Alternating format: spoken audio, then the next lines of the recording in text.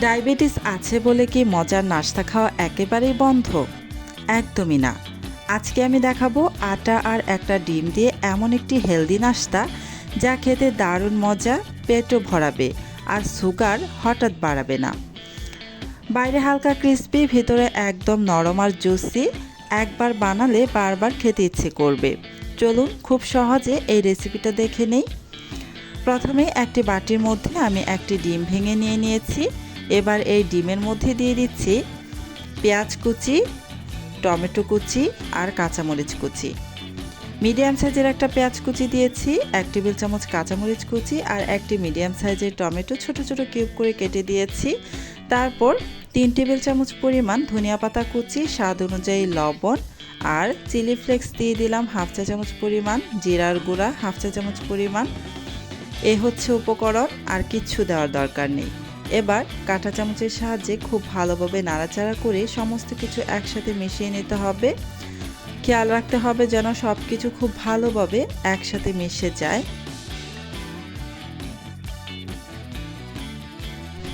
এবার এখানে দিয়ে দিব লাল আটা 1.25 কাপ পরিমাণ।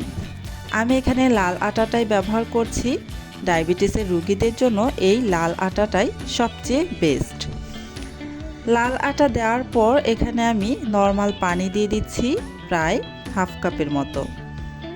পানিটা দেওয়ার পর খুব ভালোভাবে কাঁটা চামচের সাহায্যে মিশিয়ে নিচ্ছি। এখানে আমার প্রায় পানি লাগবে, যতটুকু আমি আটা ব্যবহার করেছি ঠিক ততটাই পানি এখানে দিতে হবে। আমি অল্প অল্প করে পানি দিয়ে ব্যাটারটাকে বানিয়ে নিচ্ছি। ব্যাটারটা কিন্তু খুব বেশি পাতলা বা একদম ঘন হবে না, একটু থকথকে টাইপের হবে। আমার কাছে মনে হচ্ছে এটা একটু বেশি ঘন হয়ে গিয়েছে, তাই আমি এখানে আরও কিছুটা পানি দিয়ে দিচ্ছি। আপনারা যখন ব্যাটারটা বানাবেন তখনই বুঝতে পারবেন আসলে পানি কতটুকু দেওয়া দরকার। খুব বেশি ঘন রাখবেন না, এই যে এরকম থকথকে রাখবেন, একদম পাতলাও হবে না। এবার কাঁটা চামচ দিয়ে খুব ভালোভাবে আমি ফেটিয়ে নিচ্ছি। এখন পর্যন্ত যারা আমার ভিডিওটা দেখছেন প্লিজ আমার ভিডিওতে একটা লাইক দিয়ে দিবেন। আর আমার চ্যানেলটি যদি আগে থেকেই সাবস্ক্রাইব করে দেওয়া না থাকে তাহলে প্লিজ আমার চ্যানেলটি সাবস্ক্রাইব করে পাশে থাকা বেল আইকনটি প্রেস করে রাখবেন। ব্যাটারটা আমার রেডি হয়ে গিয়েছে। এবার আমি চলে এসেছি চুলায়। একটা প্যানের মধ্যে সামান্য একটু তেল দিয়ে ব্রাশ করে নিচ্ছি। খুব বেশি কিন্তু তেল দেওয়ার প্রয়োজন নেই, খুব বেশি তেল দেওয়া যাবে না। সামান্য একটু তেল দিয়ে জাস্ট প্যানটাকে আমি ব্রাশ করে নিলাম।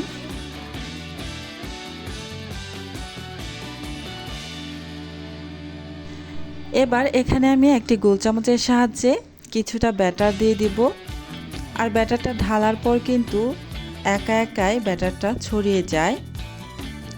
তারপরও আমি চামচ দিয়ে একটু ছড়িয়ে দিচ্ছি। যেই সাইড থেকে একটু গ্যাপ আছে আমি ওই দিকেও কিছুটা ব্যাটার দিয়ে একটু সমান করে নিচ্ছি। এবার ঢাকনা দিয়ে ঢেকে প্রায় 1 মিনিটের মতো অপেক্ষা করব।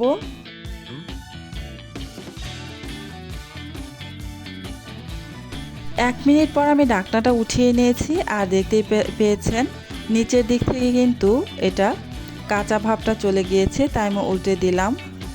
আবারও ঢাকনা দিয়ে ঢেকে আরও 1 মিনিটের মতো রেখে দিব, এতে করে অপর পাশেও কাঁচা ভাবটা চলে যাবে। এই যে 1 মিনিট পর আমি আবারও ঢাকনাটা খুলে নিলাম। এখন আবারও উল্টে দিব। এবার কিন্তু চুলার আঁচটা একটু বাড়িয়ে দিয়ে এপিট ওপিট করে একটু কালার করে ভেজে নেব। এখানে কিন্তু আর তেল দিবেন না, তেল ছাড়াই কিন্তু নাস্তাটাকে ভেজে নেবেন। আমি উপর থেকে একটু চেপে চেপে নাস্তাটাকে ভেজে নিচ্ছি।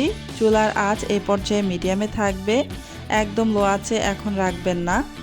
এই যে নাস্তাটা কিন্তু আমার খুব সুন্দর করে ভাজা হয়ে গিয়েছে, তাই আমি এটাকে উঠিয়ে নিব।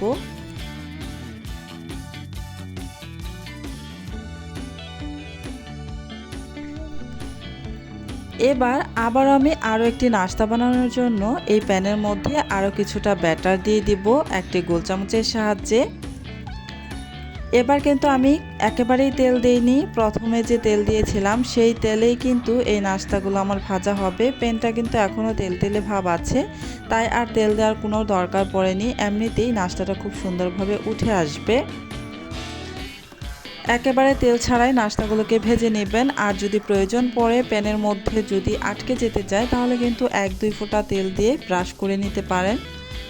এই নাস্তাটা টক দইয়ের সাথেও খেতে ভীষণ ভালো লাগে। আপনারা চাইলে এভাবে একবার বানিয়ে খেয়ে দেখতে পারেন, খেতে কিন্তু খুবই ভালো হয়। আজকের মতো এখানেই বিদায় নিচ্ছি, আবারও চলে আসবো অন্য কোনো দিন নতুন আরও একটি রেসিপি নিয়ে। আল্লাহ হাফিজ।